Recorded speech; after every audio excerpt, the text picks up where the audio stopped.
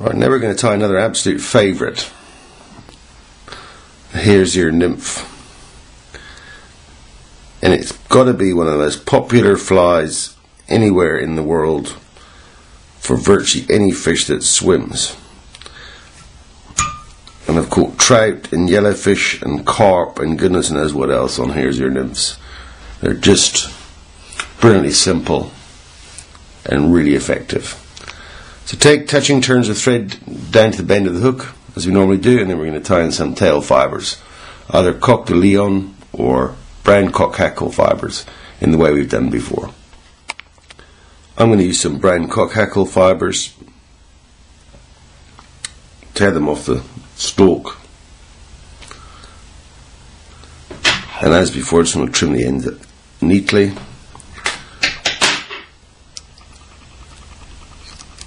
Pinch and loop.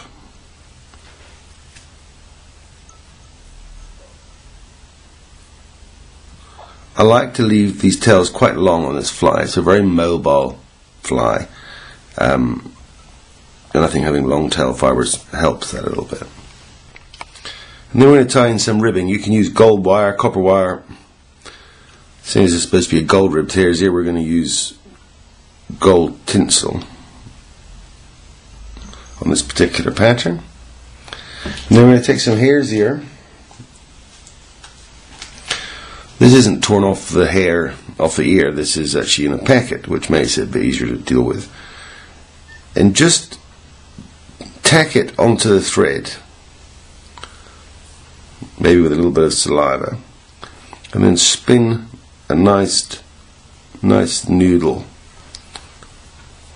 like that. Push it up to the starting point up against the hook and start to wind it around the hook. Now you don't need to be ever so neat with this, because you can keep winding in the same place, one more towards the front, give yourself a little bit more of a taper, but the thread disappears inside the hair, so you don't need to be dreadfully careful about it.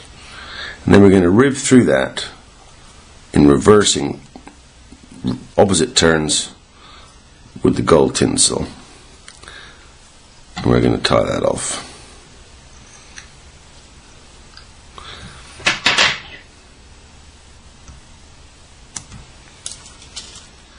And then we're going to tie in the wing case of Swiss straw.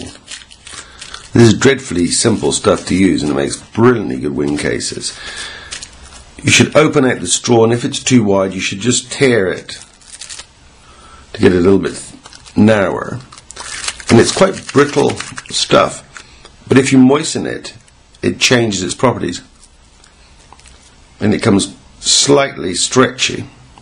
What we're going to do is we're going to pinch and loop down top of the hook and take the thread back until it covers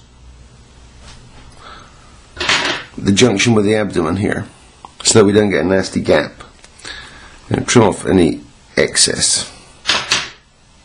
Then we're going to take some more hairs here.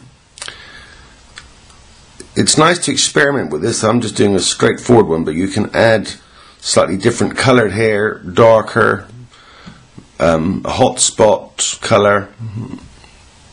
Give yourself lots of variation to build the thorax. Now the thorax should be slightly fatter than the abdomen, so build a nice slightly fatter body like that. One of the things that I do like to do on these flies, although it's not essential, is just to give them a little bit of a brush with some Velcro, just to pull those guard hairs out and give the fly more movement. With the Swiss straw still moist, pull the wing case over the top of the thorax, make one loop of thread, and then lift the Swiss straw and position the wing case on the top of the hook like that. Tie it down and just trim off the extra Swiss straw. All we've got left then is a whip finish. Form a nice neat head. This is one of the advantages of finishing with your fingers. You can, I think, manipulate it far better than you can using a tool. Trim the thread off. If you want to, you can then add a drop of varnish to secure the wraps of the head.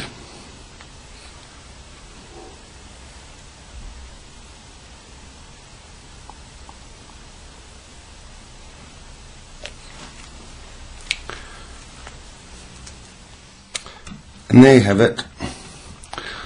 Gold-ribbed hare's ear nymph.